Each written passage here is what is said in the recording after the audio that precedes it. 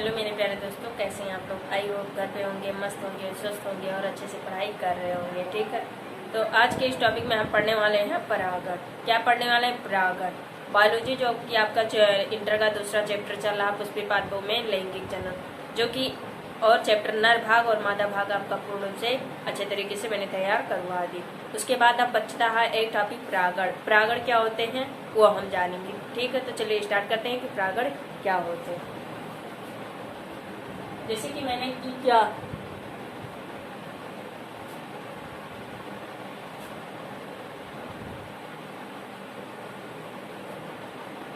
पुष्प की क्या बनाई थी संरचना।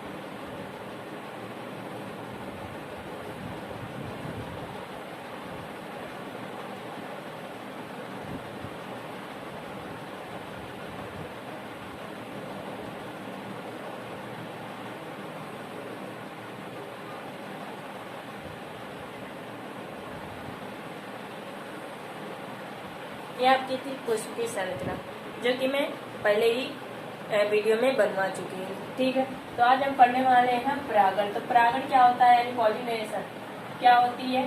हमने बताया था कि जो परागण होते हैं, परागकण होते हैं, परागकोश के अंदर उपस्थित होते हैं। ठीक है, परागकोश के अंदर उपस्थित होते हैं। यह परागण जब कहाँ निकल कर परागकोश से वर्तिकाग्र पर पहुंचता है तो वही आपका क्या होता है, परागकण। क्या होता है, परागकण। तो परागकण समझ में आई कि परागकण का परागकोश से निकलकर परागकोश से निकलकर वर्तिकाग्र पर पहुंचना ही आपका क्या कहलाएगा, परागण यानी पॉलिनेशन कहलाएगा। ठीक है, तो परागण क्या होते हैं क्लियर हो गई मेरे बाबू। मैंने यही तो कहा, पहले बताई क्या थी, पहले यही तो बताई थी कि परागकोश के अंदर क्या पाए जाते हैं, परागकण। परागकण में ही क्या होते हैं, नरयुग्मक होते हैं। ठीक है, तो ये परागकण जब परागकोश से ये परिपक्व हो जाता है, आपका परागकोश तो फट जाता है, तो इससे परागकण निकल कर कहाँ चले जाते हैं, वर्तिकाग्र पर चले जाते हैं। ठीक है, फिर यहाँ पराग नलिका बनाकर बीजांड में, जहाँ बीजांड अंड कोशिका होती है उसमें मादा युग्मक उपस्थित होते हैं, दोनों आपस में संलयित करके क्या नए पौधे का निर्माण करते हैं। ठीक है, तो परागकण यानी परागण क्या होता है ये आपको समझ में आया। परागण क्या होती है एक बार और क्लियर कर दे रही हूँ कि परागण पॉलिनेशन क्या होती है।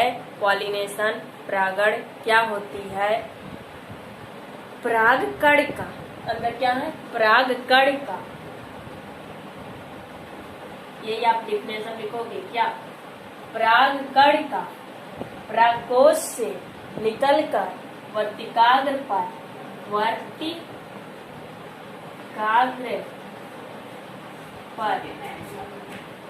स्टिग्मा परागकोश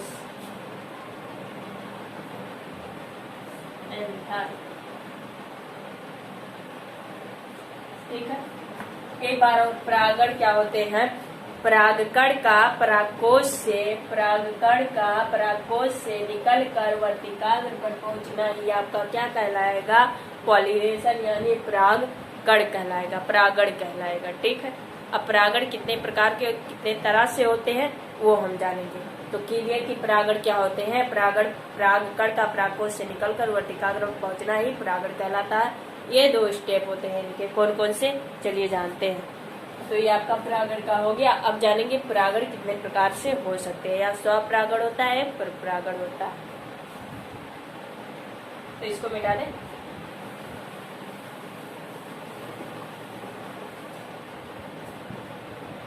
परागकण के कितने टाइप होते हैं, 2। एक होता है स्वपरागण,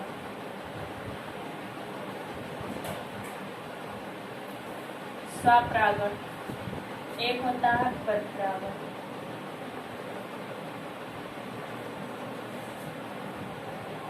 एक होता है सेल्फ पॉलिनेशन,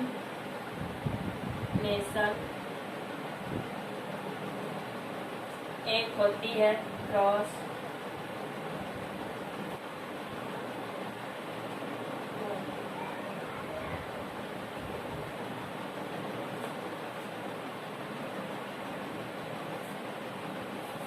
एक होता है परागण। तो आपको मालूम हो गई वो ये कितने प्रकार के हो सकते हैं, दो प्रकार के, एक स्वपरागण एक परपरागण, एक सेल्फ पॉलिनेशन एक क्रॉस पॉलिनेशन। ठीक है, तो स्वपरागण जो आपका होगा मेरे बाबू, स्वपरागण आपके जो होंगे ना,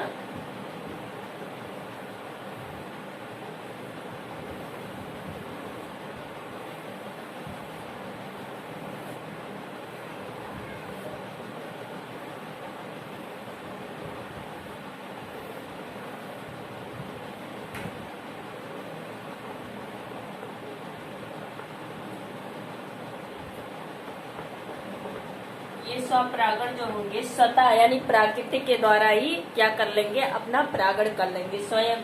वो आपका क्या होगा, स्वपरागण होगा, कि इसमें किसी की जरूरत नहीं होगी, वो खुद अपने आप ही क्या कर लेंगे, स्वपरागण यानी अपना परागण खुद कर सकते हैं। वो आपका क्या होगा, स्वपरागण होगा।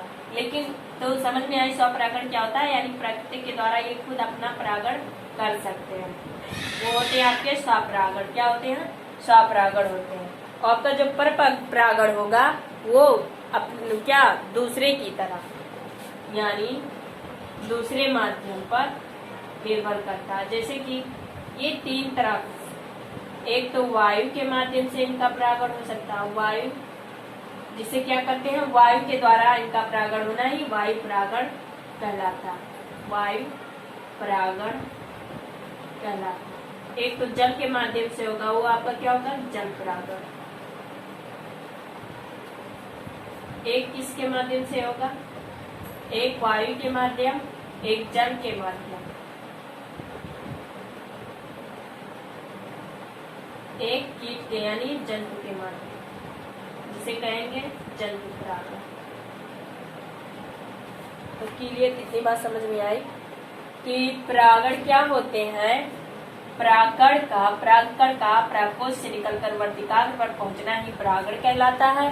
परागण दो प्रकार के होते हैं, एक स्वपरागण एक परपरागण। स्वपरागण क्या होता है मेरे बाबू, स्वपरागण जो होती है वो खुद अपना परागण कर सकता है प्रकृति के द्वारा। ठीक है, और जो परपरागण आपका होगा वह दूसरे माध्यम पर निर्भर करता है। जैसे कि वायु के द्वारा हो सकता है, जल के द्वारा हो सकता है, और जंतु के द्वारा भी हो सकता है परपरागण। ठीक है, तो जो वायु द्वारा होगा उसे वायु परागण कहते हैं, और जो जल द्वारा जल परागण होगा जंतु। सबसे अच्छी कीट कौन सी होती है, मधुमक्खी होती है। परागण करने में सबसे माहिर कौन सी होती है, मधुमक्खी। मधुमक्खी पुष्प पे बैठती है, वो जाकर दूसरे पुष्प पे फिर बैठती है, उससे बहुत आसानी से परागण हो सकता है। तो हमेशा याद रखना कि मधुमक्खी एक ऐसा वो कीट है जो कि परागण बहुत आसानी से करती है। सबसे ज्यादा परागण मधुमक्खी ही करती है। ठीक है, तो ये आपका स्वपरागण और परपरागण। इतनी बात क्लियर कि परागण क्या होते हैं, परागण कितने प्रकार के होते हैं, दो प्रकार के, कैसे क्या हुआ हमने ये करके बता दिया। ठीक है, अब पढ़ेंगे एक परागण और होगा कृत्रिम परागण। क्या होगा, कृत्रिम परागण। तो ये आपका हो गया परागण। अब पढ़ेंगे हम कृत्रिम परागण। ठीक है, कृत्रिम परागण क्या होता है आपका, जो मानव द्वारा किया जाए परागण। ठीक है, जो मानव द्वारा किया जाए।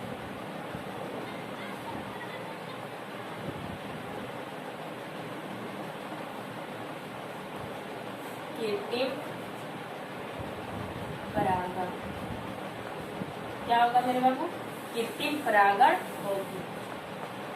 कृत्रिम परागण क्या होता है, जो मनुष्य द्वारा किया जाए परागण। किसके द्वारा, जो मनुष्य द्वारा परागण किया जाए वो आपका होगा कृत्रिम परागण। तो मनुष्य क्या दो पौधे लेते हैं, दो पुष्प लेते हैं। देखो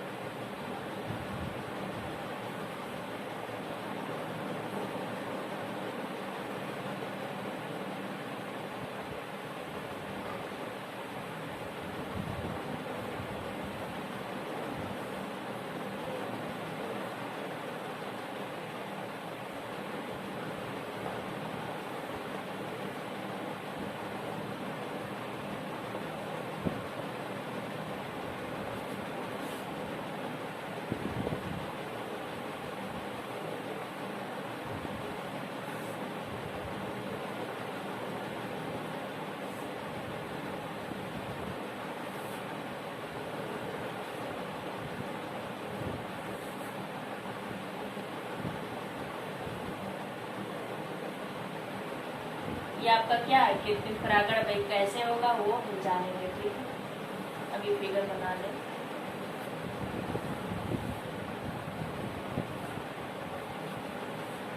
बादल ये पुष्पी संरचना तो मैंने बहुत अच्छे तरीके से आपको समझाई थी, आशा करती हूँ आपको समझ में आया होगा। ठीक है, तो कृत्रिम परागण कैसे मनुष्य परागण इस पुष्प का करवाएगा। ठीक है, तो इन्होंने एक लंबे पौधे, इनको एक लंबा पुष्प, एक लंबा पौधा लिया और एक बौना। अब ये लंबा और बौना यानी दो पौधे का संकरण कैसे करवाया जाता है, परागण कैसे होता है, वो आगे चलकर हम चैप्टर 5 में पढ़ेंगे। वंशागति एवं इसकी विभिन्नता, जो कि मेंडल ने बताया था कि मटर के पौधे में एक लंबे पौधे और एक बौने पौधे का आपस में वो क्रॉस करवाए थे। तो हम आगे चल के उसको डिटेल में पढ़ेंगे। तब तक आप ये जानो कि कृत्रिम परागण क्या होता है, मनुष्य परागण कैसे करवाता है। मनुष्य एक, मान लो कि एक लंबा पौधा लिया और एक बौना पौधा लिया। ठीक है, अब क्या करता है कि परागण करने के लिए इसके क्या, ये आपका जो परागकोश है इसको काट देता है। क्या काट देता है, परागकोश काट देता है, ताकि इसका जो निकल कर परागण इसके वर्तिकाग्र पर ना पहुंचे।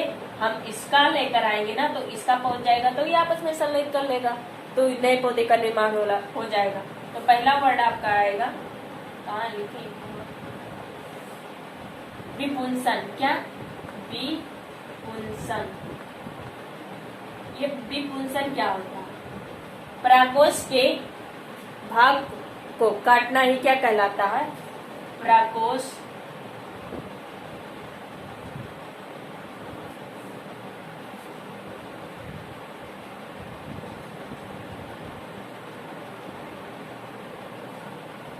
काटना ही क्या कहलाता है, विपुंसन कहलाता है। और आपका जो थैली, दो वर्ड आएंगे, एक थैलीकरण आएगी, थैलीकरण। ये क्या को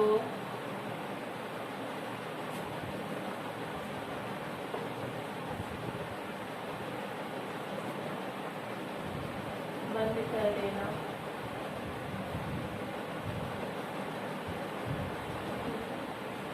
क्या लाएगा, थैलीकरण। इसमें दो कंडीशन करते हैं। पहला कंडीशन करते हैं कि क्या, देखिए शुरू से देखिए, एक लंबा पौधा एक बौना पौधा लिया। ठीक है, फिर उन्होंने क्या करवाया, उन्होंने विपुंसन करो। विपुंसन का मतलब क्या होता है कि परागकोश को काट देते हैं। परागकोश का जो भाग होता है काट, क्योंकि परागकोश में परागकण उपस्थित होते हैं। यदि हम परागकोश को नहीं काटेंगे तो इसका परागकण निकलकर इसके वर्तिकाग्र पर पहुंच जाएगा, जो कि आपका स्वपरागण हो जाएगा। लेकिन हमें कृत्रिम मानव द्वारा करानी है ना, तो इसके क्या करेंगे, इसका परागकोश काट देंगे। क्या कर देंगे, काट देंगे। वही आपका क्या होगा, विपुंसन होगा। तो विपुंसन का मतलब समझ में आया, परागकोश का काटना ही क्या कहलाता है, विपुंसन कहलाता है। और क्या कर देते हैं, इसके वर्तिकाग्र को क्या कर देते हैं, थैलीकरण, यानी उसको एक टोपी से ढक देते हैं, ताकि दूसरे पौधे का परागकण निकलकर इसके वर्तिकाग्र पर न पहुंचे। यदि पहुंच जाएगा तो ये इसके साथ संलयित करके एक नए पौधे का निर्माण करवा लेगा।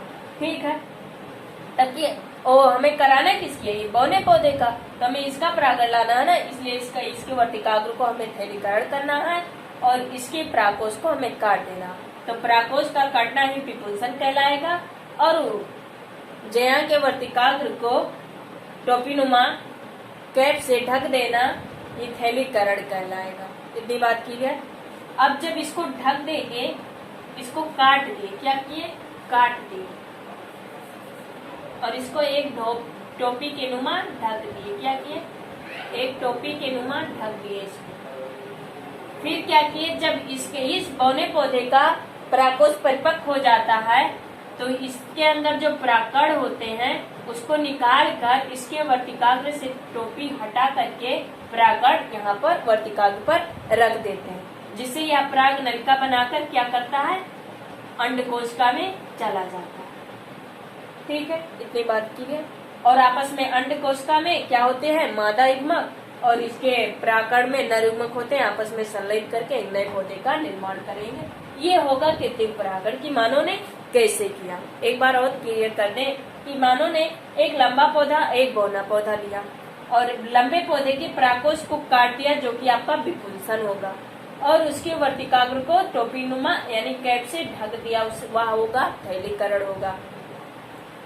उसके बाद बौने पौधे का जब परागकोश परिपक्व हो जाता है तो उससे परागकण निकाल कर लंबे पौधे के वर्तिकाग्र पे जो आपकी टोपी होगी उसको उठाकर वहां पर परागकण रख देंगे, और वह परागकण एक पराग नलिका बनाकर अंड कोशिका में चली जाएगी, जहाँ क्या मादा युग्मक उपस्थित होगा।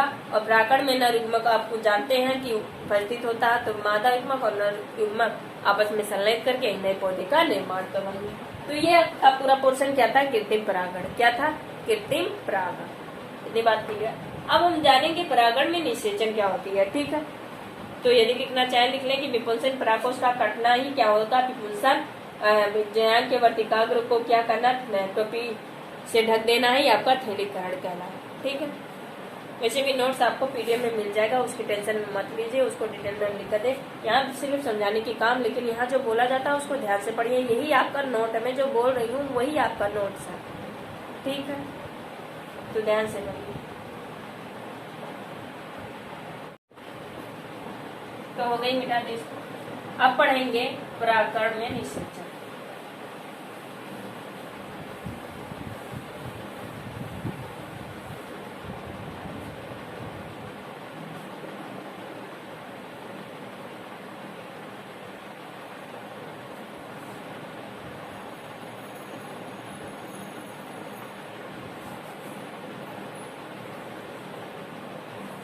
क्या पढ़ेंगे, निषेचन।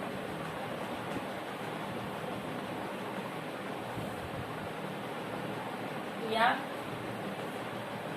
परागण स्त्री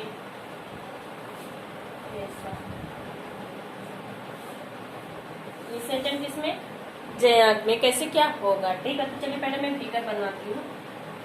जैसे कि मैंने फिगर अच्छे तरीके से यहाँ पर संरचना बनाकर वहां पर समझा दी होंगी। यदि वीडियो ना देखा तो पहले जाकर वो वीडियो देखे, उसके बाद ये वाला वीडियो देखे, तब अच्छे से आपको क्लियर समझ में आएगी, अन्यथा नहीं आएगी।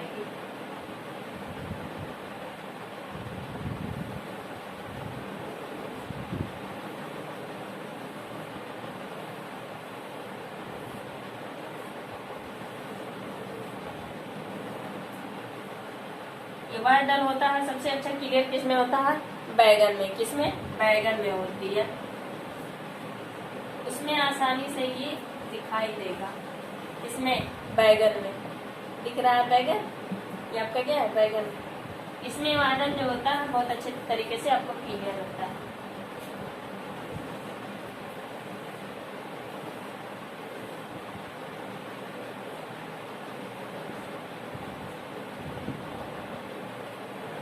एक बीजांड की संरचना इसमें है।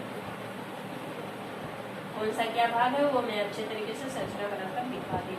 इसके अंदर 3 कोशिका यानी जो प्रतिमुखी कोशिका और 2 कोशिका अंदर पाई जाती है, जो आपका द्वितीय केंद्र, और 3 यहाँ होती है, 1 अंड कोशिका होती है और 2 सहायक कोशिका होती है। ठीक,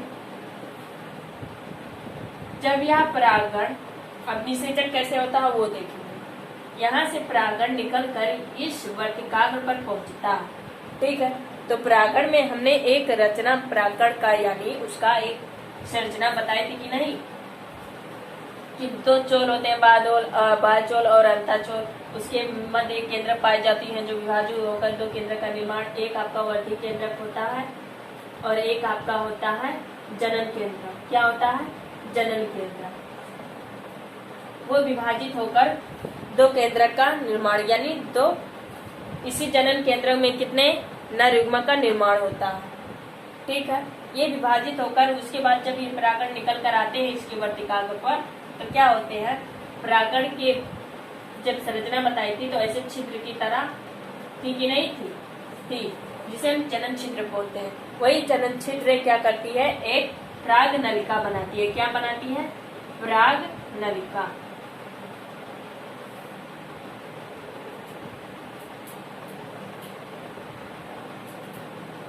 पराग नलिका बनाती है, और यह पराग नलिका आकर यहाँ से बीजांड द्वार की तरफ से ज्वाइन होती है। और यह जनन केंद्र में नर युग्मक उपस्थित होता है। मैंने अच्छे तरीके से क्लियर करवाई थी। उस वह विभाजित होकर 2 नर युग्मक बनाएंगे। कितने? 2 नर युग्मक। जैसे ही इसके वर्तिकाग्र पहुंचेंगे, दोनों नर युग्मक यहाँ पराग नलिका बनाकर यहाँ से आएंगे। एक नर युग्मक चला जाएगा द्वितीय केंद्र के पास और एक नर युग्मक इसे अंडकोशिका से फ्यूजन करेगा। ठीक है, अंडकोशिका से फ्यूजन करेगा। तो ये आपका होगा भ्रूण कोश। क्या? भ्रूण कोश केंद्र।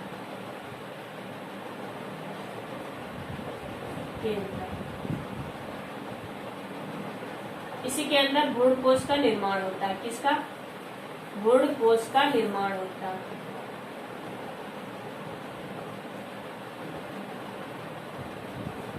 जो आपकी क्या होंगे?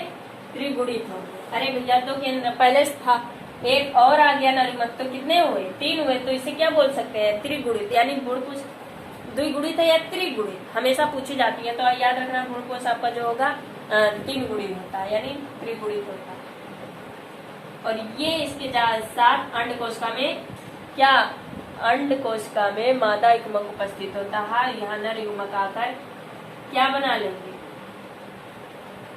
द्विगुणित। द्विगुणित इसमें निषेचन होगा। द्विगुणित निषेचन। निषेचन करेंगे और एक नए पौधे का निर्माण कर लेंगे। ठीक है, और क्या होगा? यही फूल बीजांड, और इसी फूल का जो बीजांड होगा वह किसमें? बीज में कन्वर्ट हो जाएगा। तो यह आपका पूरा पोर्शन था निषेचन की कैसे क्या किया। एक बार और समझा दे रही हूँ। निषेचन कैसे हुआ? एक पुष्प में मैंने संरचना बहुत अच्छे तरीके से क्लियर करवाई थी कि नहीं करवाई?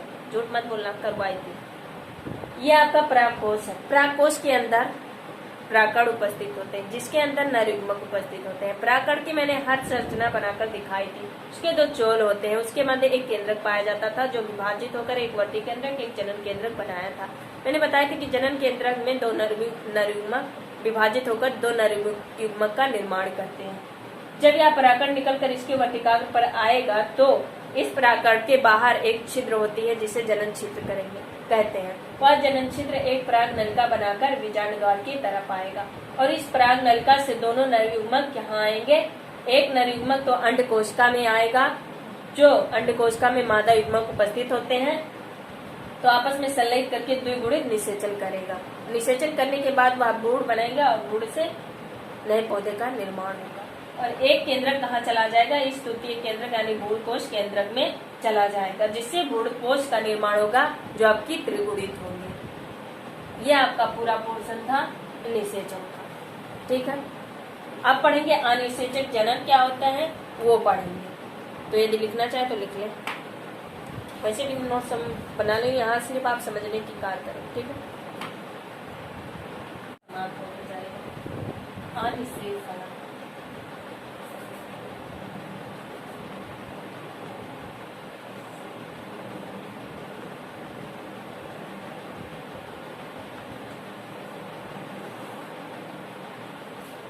अनिषेक फलन क्या होती है ये जानेंगे। अनिषेक फलन क्या होती है वो जानेंगे। ठीक है, अनिषेक फलन का मतलब होता है कि पुष्प बिना निषेचन किए क्या, पुष्प जो होगा बिना निषेचन किए क्या फल का निर्माण कर लेती है। क्या कर लेती है? फल का निर्माण कर लेती है, वही आपका अनिषेचन फलन कहलाएगा।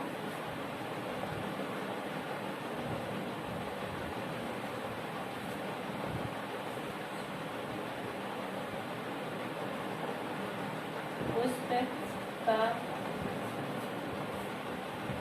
बिना निषेचन हुए फल का निर्माण कर लेना ही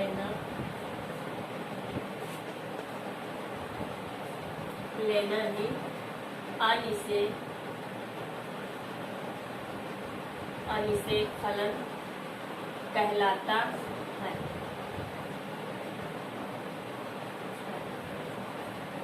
जैसे केला,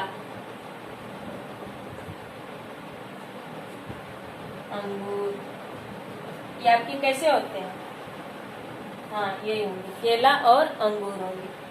अनिषेक फलन का मतलब कि पुष्प जो होगा बिना निषेचन किए ही क्या फल का निर्माण कर लेता है, वो आपका क्या कहलाता है? अनिषेक फलन कहलाती है। ठीक है, अब अनिषेक जनन देखेंगे। क्या देखेंगे? अनिषेक जनन देखेंगे। अनिषेक जनन क्या होती है? अनिषेक जनन का मतलब होता है कि बिना निषेचन किए ही, बिना निषेचन किए ही भ्रूण का निर्माण कर लेना, भ्रूण का निर्माण कर लेना ही क्या कहलाएगा? अनिषेक जनन कहलाएगा। तो अनिषेक फलन, अनिषेक जनन में इसका एग्जाम्पल आप खुद ढूंढोगे और कमेंट में लिखकर बता दोगे। ये आपका क्या होगा? शायद होमवर्क, आपके लिए होमवर्क होगा। ठीक है, तो ये आप खुद ढूंढकर कमेंट में लिखकर बताना होगा कि अनिषेक ऐसे। और मैंने ये बताई ही एग्जाम्पल, मैंने अच्छे तरीके से इसको समझाए थे कि ऐसा कौन सा जीव है जो बिना निषेचन किए ही भ्रूण का निर्माण कर लेती है। ठीक है, तो वो आपका था अनिषेक जनन।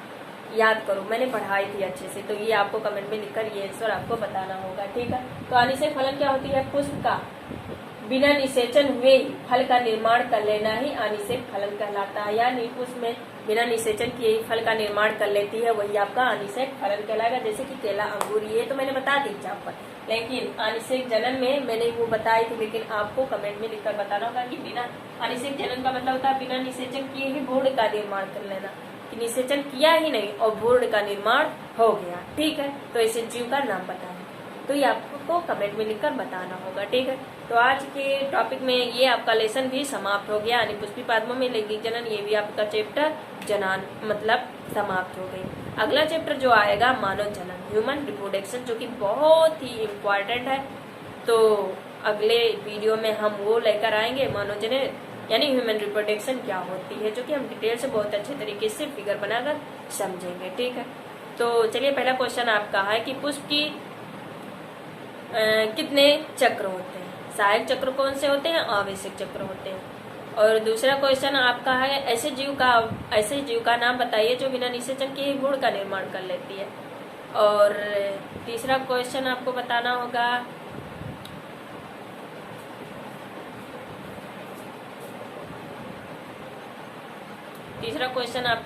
होगा कि ऐसे एक एग्जाम्पल बताइए जो पुष्प का बिना ही मतलब ऐसे पुष्प का नाम बताइए कि फल का नाम बताइए कि जो पुष्प में बिना निषेचन ही क्या भ्रूण का निर्माण हो जाता है, यानी फल का निर्माण हो जाता है। ये आपका एग्जाम्पल बताना होगा। तो 3 क्वेश्चन आपको कमेंट में लिखकर बतानी होगी। तब तक आप घर पे रहिए, स्वस्थ रहिए, मस्त रहिए और अच्छे से पढ़ाई करते रहिए। आई होप आपको वीडियो अच्छा लगा हो। यदि समझाने में कोई गलती हो तो कमेंट में लिखकर प्लीज़ बता दीजिए कि यहाँ पर समझाने की गलती हो रही है, लेकिन समझाने की पूरी कोशिश मैं कर रही हूँ। यदि पसंद है तो प्लीज़ वीडियो को लाइक शेयर सब्सक्राइब जरूर करिएगा। आप अच्छे से रहिए, घर पे रहिए, स्वस्थ रहिए, मस्त रहिए और अच्छे से पढ़ाई करिए। जय हिंद, जय भारत।